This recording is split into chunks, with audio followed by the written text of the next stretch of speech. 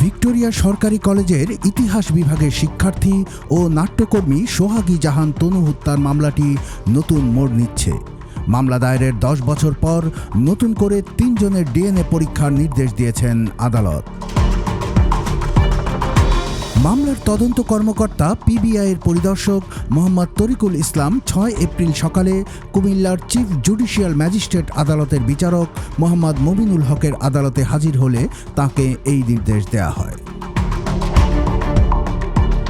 আদালত সূত্রে জানা গেছে, মামলার তদন্তে অগ্রগতি জানতে সম্প্রতি কুমিল্লার সংশ্লিষ্ট আদালত থেকে পিবিআইকে চিঠি দেওয়ার পর সোমবার ওই তদন্ত কর্মকর্তা আদালতে হাজির হয়ে মামলার তদন্তের বিষয়ে আদালতকে লিখিত প্রতিবেদন দেন। এতে বিচারক সন্দেহভাজন 3 জনের ডিএনএ করার নির্দেশ দেন। মামলার তদন্তকারী কর্মকর্তা পিবিআইয়ের ঢাকার পরিদর্শক মোহাম্মদ তরিকুল ইসলাম বলেন, এর আগে তনুর ব্যবহারের কিছু কাপড় থেকে 3 জন ব্যক্তির ডিএনএ প্রোফাইল করা হয়। এগুলো পরে আর ম্যাচিং করা হয়নি। সোমবার আদালত নতুন করে সন্দেহভাজন 3 জনের ডিএনএ পরীক্ষা করার আদেশ দেন। ওই 3 জন এরই মধ্যে সেনাবাহিনী থেকে অবসরে চলে গেছেন।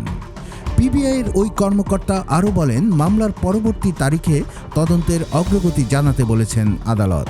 এই হত্যাকাণ্ডটা একটা আলোচিত হত্যাকাণ্ড। তনু একটা মেধাবী ছাত্রী ছিল, ভিক্টোরিয়া কলেজের অনার্সে পড়তো সে। তার পিতা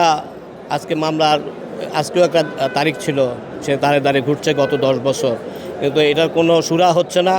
তদন্তকারী কর্মকর্তা বারবার সময় চাচ্ছে, এবং কেন সময় চাচ্ছে, কী কারণে চাচ্ছে, এটাও তার বাবা জানে না। আজকে যিনি বাদী তিনিও জানেন না। এটাকে খালি সময়ে চেয়েছে, কিন্তু এটার কোনো এই তদন্ত সমাপ্তি করে একটা চার্জশিট দিয়ে বিচারের কাঠগড়ায় দাঁড় করাবে অপরাধীকে, সেই ব্যবস্থাটা করা হয় নাই।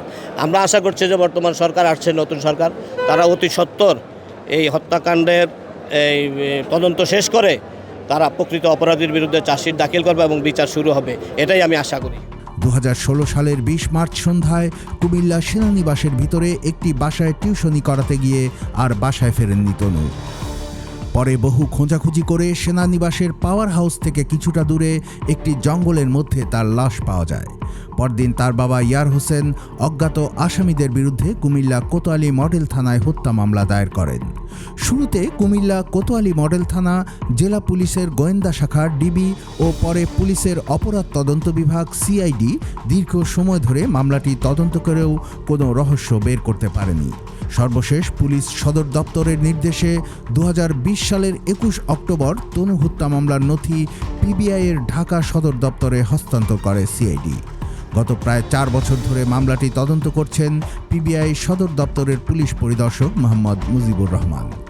সর্বশেষ 2024 সালের সেপ্টেম্বর থেকে মামলাটির 6ষ্ঠ তদন্ত কর্মকর্তার দায়িত্ব পেয়েছেন মোহাম্মদ তরিকুল ইসলাম। এদিকে মামলার বাদী তনুর বাবা ইয়ার হোসেন সোমবার আদালতে আসেন। তিনি জানান, বর্তমান প্রধানমন্ত্রী তারেক রহমান লন্ডনে থাকার সময় বলেছিলেন বিএনপি ক্ষমতায় গেলে তনু হত্যার বিচার করবেন। প্রধানমন্ত্রীর সঙ্গে দেখা করে মেয়ে হত্যার বিচার চাইবেন বলে জানান তনুর বাবা।